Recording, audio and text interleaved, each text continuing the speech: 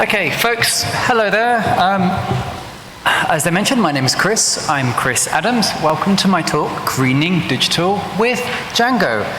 I know the resolution is not great here, so I've shared a link to the talk, so that's also online if you're inside the Slack. Just briefly about myself. My name is Chris Adams. I've been part of the Django community shortly after I graduated in university, and I've been working with Django since around 2008. Well, actually, I started working with Django first in 2008, and I've done various other things, as you can see on this page. So, generally speaking, my background is largely working in climate-themed or open data tech startups. Loco2 was a startup which was based around the idea of making trains easier and cheaper to use than planes. And it was a three-layer pun, like low CO2, trains, loco, and going crazy, or loco. So stuff like that. Amy is basically us putting an API on carbon calculations about 13 years earlier than people started paying attention. I also work with the Green Software Foundation, which is an industry body that sets out to kind of standardize how to kind of talk about green software and stuff like that. I also help organize a community called climateaction.tech, which has around 10,000 climate-aware techies like yourselves, or presumably some of you. There's also a podcast I do, and I work full-time at the Green Web Foundation, which is what I'll be talking about. I've also done a number of other talks at various DjangoCons from 2017 onwards on this topic, and I've linked to that in the deck. So this is what we'll cover in the time I have available with you. And let me just make sure I've got the time checked. Here we are. Okay. I'll cover three things that you can see here. So first of all, we'll talk about how carbon emissions result from our use of digital services and why people are starting to worry about it or care more.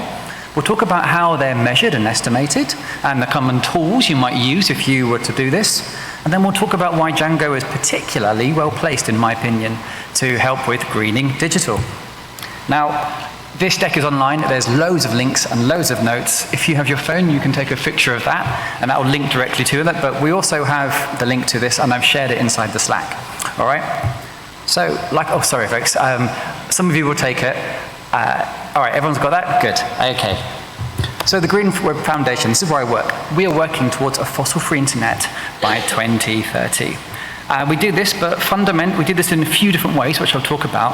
But fundamentally, we do this because we believe the internet should be a public good, available for everyone, and should be a tool of liberation and progress. Like, we're here to build Star Trek, my friends, not to build Mad Max. So how do we do this? What do we do? So for a start, we basically provide APIs and services for checking if any website in the world runs on green energy. We also publish open source software to make it easier to calculate the environmental impact of technology in a number of different languages. We also work with other organizations because we're small. That's one way we can increase our reach. So that means that we work with other providers and other organizations. So do we have any Firefox users here? Okay, good. I figured this would be the right crowd. You probably have some of our software already on your laptop, and that software inside Firefox will allow you to work out the carbon footprint of pretty much any interaction you can think of on your browser right now, all right? We also publish open data and make it easier for you to use this data in various applications. So the stuff we make available over the API, we also publish as a data set for you to work locally for privacy, enhancing reasons, and things like that. We also work with academia, figuring out what kind of protocols you might actually need to extend so you can support a greener, more carbon-aware internet. This paper actually outlines how you can extend the headers of IPv6 to embed energy and carbon data so you can route to the greenest next hop when you're sending packets around the internet. I've linked again to that, to the actual paper as well, and we've done other things. And also we try to shift the narrative around sustainability in technology. So we've been publishing a magazine called Branch, get it? Branch, get it? Since 2020, where we highlight people working at this intersection between technology and climate. And why do we do this? We do this because while we should, as an industry, be ready to talk about greening Amazon, the giant firm, but I think it's also on us as responsible professionals to think about how the rollout of tech we build affects climate activists in the literal Amazon, as in the rainforest.com as well. So we feature these voices in Branch magazine, and also this is a carbon-aware website. So the design changes based on the quantity of fossil fuels on the grid. So if there's loads of green energy, you get a full fat, really nice version of the site. If it's lots and lots of coal on the grid, it will scale back accordingly to stay inside a budget. We also do, now while most of our funding does come from grants, we do things like commercial work. So we help people kind of navigate this new emerging field. And we do accept donations, but that's not what I'm here to talk about today. And I don't have one of those cool QR codes like the Django girls presenters did. All right, so how does digital cause emissions and why would you measure it? When we talk about digital services, what we might experience at our end might be playing a game, watching a video, buying something like on a device, on a tablet or a phone, for example. But in reality, there's a really complicated supply chain at work. When we use a service, we're relying on a network of always-on undersea cables, routers, cell phone towers, which connect to data centers, which are on pretty much 24/7. Now, this all takes energy, and right now, for the most part, most of the energy, the electricity we use, comes from fossil fuels. So we call these kind of use phase emissions, and these are the bits at the top, all right? However, someone also has to actually make the technology we use, and they need to build the buildings that we actually put the servers in. This is often energy intensive and water intensive in its own right. So you can think of us putting energy into the creation of things, so we call this embodied emissions. So we have two sources of emissions when we think about digital, all right? There's using the infrastructure, and there's making the infrastructure. Now, we've linked to some more details in this slide deck as well. So we figured out there's an impact. Is it a big one? Should we care?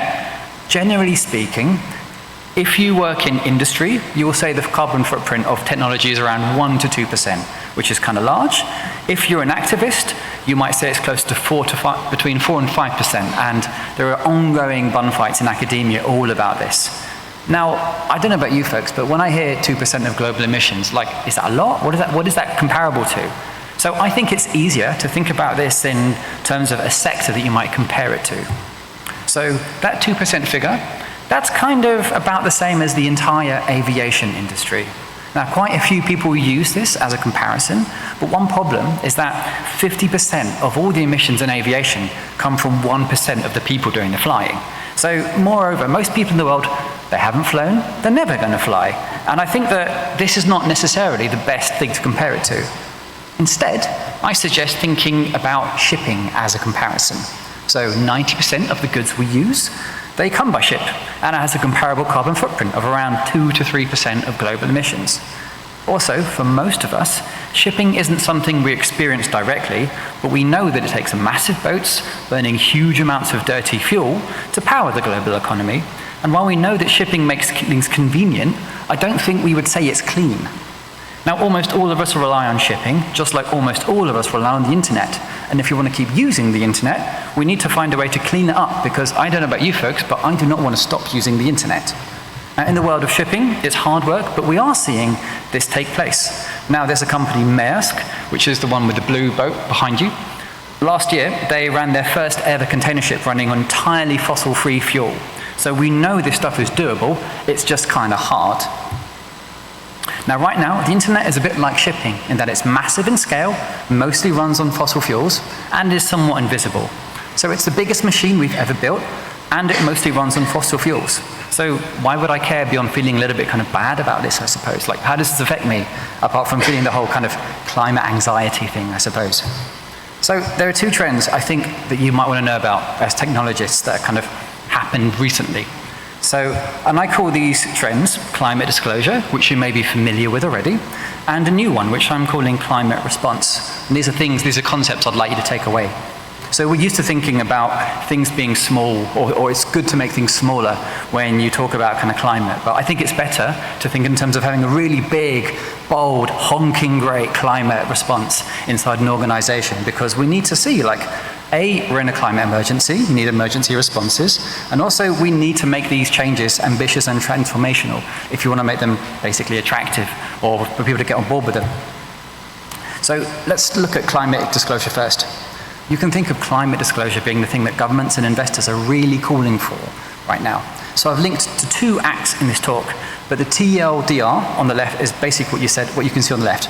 Show us, it's going to be law that you need to, if you're an organization above a certain size, you need to show that you're tracking your emissions, and you need to disclose this and share this with society. So in Europe, there is the CSRD, the Corporate Sustainability Reporting Directive.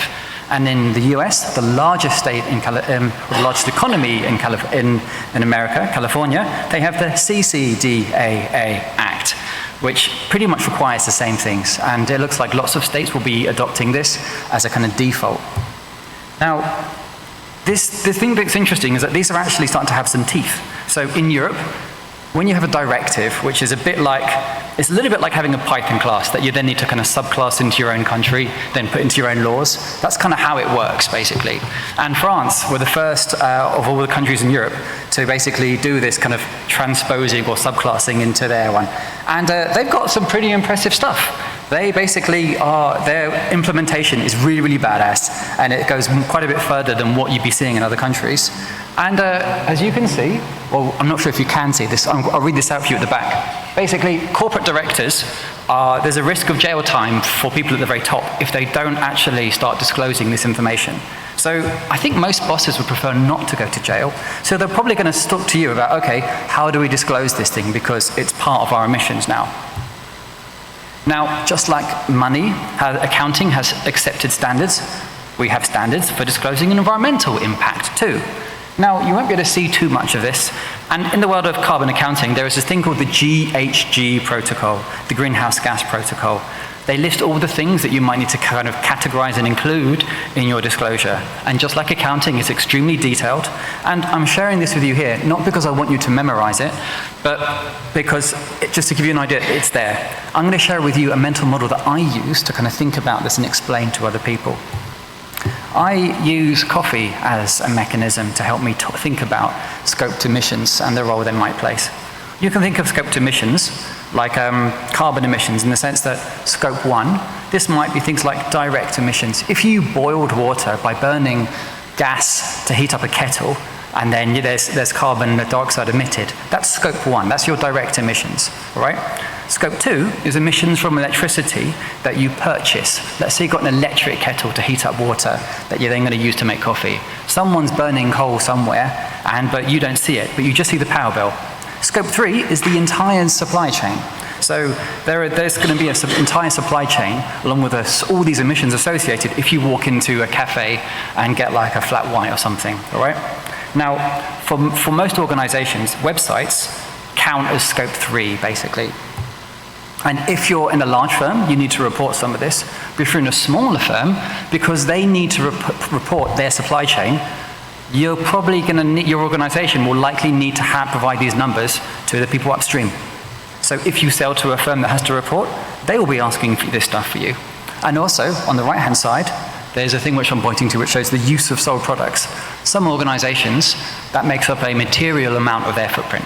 So Mozilla, they worked out their carbon emissions, I think, a couple of years ago. And when they did it the first time, 98% of their reported emissions came from end-user use of software. So this gives you an idea that it's actually material in some cases. So that's one thing, disclosure. Now there's actually a thing about response. You need more than disclosure. And earlier in March, we saw this other catchily titled law, the Corporate Supply Chain Due Diligence Directive, that got passed. And the key thing that you might want to know about is the TLDR. You need to show that you have a plan that's in line with kind of national goals to kind of halve emissions by a certain date. All right? So this basically means that organizations of a certain size now need to show they have a plan to kind of, I guess, steer away from the kind of collective iceberg that we're heading into, but also we need to report progress on this each year. And there are various tools which are now basically really, really happy this is actually available. And I don't know about you, but I think this is quite helpful. I think it's much better than accelerating into that iceberg, for example. So you have an idea about climate response, which is the kind of thing that I think as developers, we know that this is going to take up some of our impact. There's a chance we can do something here. So these are the kind of takeaways for this part. Climate disclosure, that's about what are my emissions. Climate response is how do I change this going forward. Digital has an impact, and we're going to have to answer these questions from management as they get pressure from regulators and investors and people like that. Okay, so how do people estimate emissions from digital in the first place? Now the thing I need to share with you first is that this is a quote by a guy called George Box, who's a well-known statistician. all models are wrong. Some models are useful.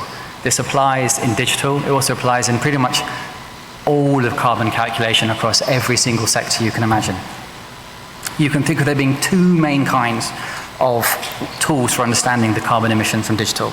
There's usage-based, which is basically looking at the observed stuff in your system, and there's billing-based, which is about looking at your billing data and turning that into emissions data. Now, there's pluses and minuses for all of these. Now, if we look at usage-based, there's a few flavors specifically. There's like component-based stuff, which basically self-report their own figures, and I'll show you some examples a little bit later on.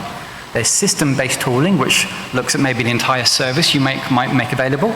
And there's maybe global view stuff, which is like looking at some activity, then seeing what share of the global 2% is your share, for example.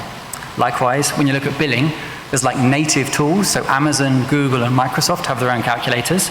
Then there's third-party ones, which might have slightly different ways of calculating this, but they are applicable and allow for comparisons between them, for example. So let's look at usage-based ones. Now, on a component view, you might have something that looks at a single system, right? And it reports its own impact, and you would use that to kind of focus on your own changes. So the thing I told you about Firefox browser, that's one example that as a developer you can use if you're looking at the front end for client-side stuff. You might compose that into systems because there's back-end bits as well. So a system view might be composed of these tools, and you might think of this as a way of doing like a integration test where you fake a browser, fake a server, and then replicate some of the activities that you would typically do in a test there. There are also some other tools which expose this at production level. So there's a tool called for Kubernetes called Kepler that does this. And then global stuff, like I said to you, that was seeing one thing and then seeing how that kind of, you extrapolate one model to see your share of global emissions. And there are some tools that do this. So I mentioned the Firefox profiler. In Python, there's Code Carbon. There's another thing in French called Scaphandre. There's a tool called Green Metrics tool, which is more descriptive than it is creative, I suppose. But it's the one that we'll be looking at. And likewise, there are tools like Website Carbon and things like we have here.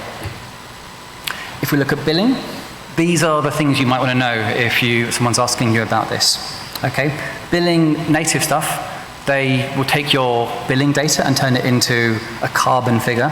Now, if you have a whole platform, you've got access that people don't have if they're outside. Now, the thing is, these figures and these methodologies will be proprietary. So it's very hard for you to understand how they're being shared a lot of the time. And as I mentioned before, Amazon's one is totally different to Google's one, which is totally different to Microsoft's one. So if you're using multiple clouds, it's going to be a real headache.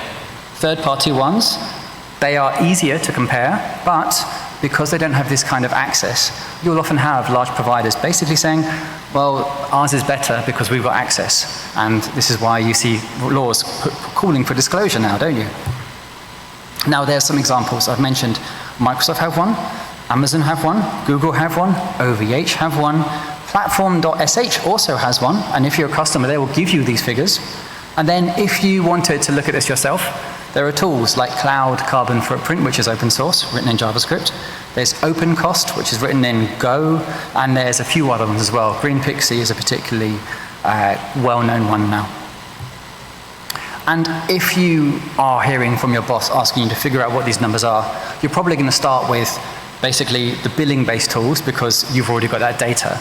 But if you want to change something and you want to kind of think about, okay, we're going to halve our emissions by this much, you'd look at the usage-based tools to help you understand what interventions would make sense. So let's look at what these tools look like in a bit more detail. So I'm going to talk about some of these ones here because these are all open source and ones that you can play with pretty much tomorrow or even today. So let's start with global view things like website carbon tools. So has anyone here used a website carbon calculator before? Okay, we have one person, three, okay, great. This is what they look like, okay? There's a website carbon calculator called Website Carbon. Again, not particularly creative, but at least it's descriptive. You put your website in, you'll get numbers back. We've basically got a library called CO2.js, and we've worked with a company called Webpage Test, which is a common web performance tool, we've added those tools into that. So if you've heard of web page test, you can do this kind of calculation now. We do this using a tool called CO2JS, like I mentioned before. And this is like kind of the high-level view. It lets you work out these calculations because most of us developers are not sustainability experts. So we use it in a number of places. I won't talk about all of these, don't worry. But the key thing is that we basically take peer-reviewed academic models, put it into code, and then we get access to energy data so you can figure out how clean energy might be. And then because we have been tracking the transition of the internet for the last 15 years, we tell you which websites are running on green energy already, for example. So web page test uses this. They're PHP, but they use this, a bit of JavaScript in their tool for this. Mozilla uses this inside their profiler, like I just mentioned. And that's like component, that's the thing that's giving you a global view, for example. So let's talk about some other tools. Green Metrics tool. This is something that lets you kind of take a full stack view, because in many cases, if you're looking at one thing that might not represent your particular context, for example. You can think of GMT as a usage-based system view tool.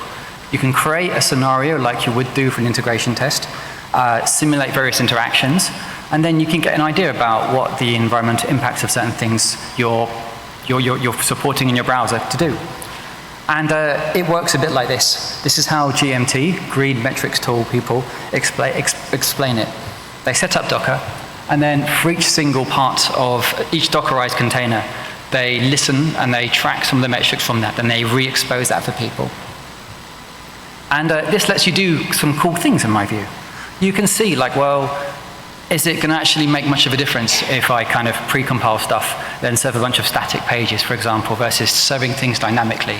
So this chart is showing WordPress serving the same data as, say, Hugo, a static site generator. You can see, as soon as you can see more or less how many pages, if I was to kind of compile something, is it going to make much of a saving compared to the other ones here? And this is showing us that, yeah, by essentially pre-compiling, we've got a saving there, but we've also got a saving just because serving something statically is going to be that much faster than serving dynamically. And you can do this in Django, and this is what it looks like when you do this. So if you have like a Dockerized application, you'll maybe have something like a Docker compose file listing this stuff here, and then you'll have another file which basically takes some of the kind of interactions you've already kind of written about in some integration tests, and then you'll use that to drive a browser and then see what figures come out of this, for example. So this is what we did last year with Wagtail, with the Google Summer of Code project that we were doing. So we used GMT to basically test some of the common scenarios for the Wagtail Bakery. Now, the Wagtail Bakery is a demo site which shows some of Wagtail, the CMS's features. So you get a bunch of pre-generated pages, pre-generated images and stuff like that, and then you can try various flows through the application, for example. We hook this up, and we can get some numbers like this. Okay, the resolution is terrible on this, but what you would be seeing is CO2 figures, energy usage figures. You would see for certain parts of a site, if you're going to do a search, it's worth this much. If you're going to visit a homepage, it will be this much. And then you can actually then see in more detail, where is the energy taking place? Where is the impact taking place inside this? So if for a particular scenario, we can see, is it the browser doing all the work? Or is it the application? In this one here, the browser is the yellow part, and the blue is the kind of application server. And while you can't see it very well against the pictures here, there's a Redis server and there's a database server, and you can see those kind of spiking and going down in response to certain activities that you have. So you've got visibility into this. Now, the thing that it's worth bearing in mind is that we are now starting to see standards emerge for how you talk about the environmental impact of software. And an organization I mentioned before, called the Green Software Foundation, they've basically got a standard called the Software Carbon Intensity Standard. So the Software Carbon Intensity spec is now an ISO standard. So it's free for anyone to use, and this is likely to be one of the things that people end up having to show that they'll improve over time, to show that they've actually got some plan for digital emissions, right? And basically, this is a bit confusing to see this slide, but I'll just take you through it. The R is like the per thing. So we do like every single time I do a thing, this much carbon is emitted, all right? That might be loading a web page, it might be a e-commerce, it might be sending a file, downloading a file, or maybe even long user journeys, for example. So you've got some freedom over that. And then we spoke a little bit about there being impact from making stuff and impact from using stuff. So that's what the E and the M bits are. Now, tools like Green Metric Tool, which is an open source AGPL license thing, it lets you track this. So this is an example of the kind of aggregate SCI figures for Wagtail stuff over time. So every single time there's a change to CI, you can see these metrics. And this gives you something that you can actually optimize over time or shoot for. So you can basically put CI in the CI, or SCI in the CI, I suppose. And this is kind of cool because basically you break the build before you break the planet, I suppose. You know, that's kind of nice. So this kind of stuff I think is actually useful because we're seeing this show up in my view, leading open projects in the kind of Django community. So Wagtail now have a sustainability roadmap from looking at this kind of stuff. And I think it's worth, if you're curious about this, their roadmap is really, really impressive because there's a load of really, really helpful things that will probably be applicable to your own projects, and it's in the open. I think it'd be really cool if more open source projects had this because it feels like it's a thing that we're going to have to deal with even if we don't want to because the law is being kind of is changing around us. So that's like GMT. But if you want to just play around with this and you want something even smaller, there's something called Code Carbon, which is just written in Python. It's really nice and easy to use. You can visit it at codecarbon.io. And to use this taxonomy, it's a component view, usage-based way to look at this stuff. It's basically the library that everyone uses when they talk about the environmental impact of, say, an AI training run or something like that. And it's literally, it's about this easy to use. You start a class, you tell it to start listening, you run some code, and then you stop it. And there are nice things like context managers and decorators and things for you to use. It's really not that hard to use. Like you could do it in maybe half an hour in the sprints and you could take your first steps into this new field, basically. So why do I think Django is well placed to be the greenest framework out there? So first of all, it's a really versatile framework. We've seen and we've discussed it being used for web pages. We know it's used for chat tools. We've seen some of the support. There's large projects like Zulip and so on where you can learn from to see when this stuff is adopted. You can even see things like, as Carlton mentioned, collaborative editing, things that you typically wouldn't think of Django being used for. This is a good example for this. And as we know and as we see in other workshops, and you can't throw a brick without hitting someone who's talking about it, AI. Like there's all this stuff out there that you could actually see and represent inside the Django framework to see what's going on there. Also, it's quite a mature community in my view, actually. We've had well-run open source projects in Django for decades now, well, decade and a half, 1 decade at least. So there's things you can learn from there. And also, because Python isn't that fast byte in its own right, it's quite common to see it shell out into other languages. So you don't need to be fast, you just need to be productive. So I think this is one way that we can see, we can actually kind of build on some of the successes from other communities that we're working with. And there are plenty of examples that we have there. And finally, we have a long history of expertise in this domain specifically. So the first online carbon calculators were created in 2007 using Django. And we have active community members who really know energy and really know climate right now. Like the fastest growing energy company in the world right now, Octopus/Kraken, that's a Django shop. Like we've got this as expertise that other communities might not have that kind of access to. And then finally, like green is literally the most prominent color on the Django website. Like that's got to count for something, right? So yeah, that's kind of me. I think I'm at time. I've got a little bit time for questions and things like that. This is that slide, the deck I pointed to. You can also follow the bit.ly link if you fancy. I'm reachable at chris@greenweb.org. I'm on LinkedIn as you have here. I'm also on Fedi or Mastodon, whatever the term you should be using.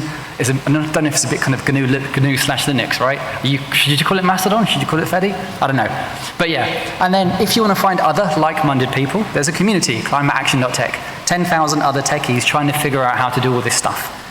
There's also a podcast where for the last 2 years I've been interviewing world experts to kind of share what I learn along the way to actually help people implement some of this stuff. And then finally, I mentioned that magazine that's been running since 2020 and serves as a showcase for this stuff. And finally, I'm doing a workshop on Friday to help people level up in greening digital with Django. We'll be using Green Metrics tool. I'll show you how some of this stuff actually works. So if you want to take your first steps into this field and generally be seen as the guy or the girl or the whoever, whatever you'd like to be referred to, as the person your boss has to speak to when they're asked, oh, how do we report this stuff, then that might be a place that may be useful for you to go to. And yeah, that's me. Thanks, folks.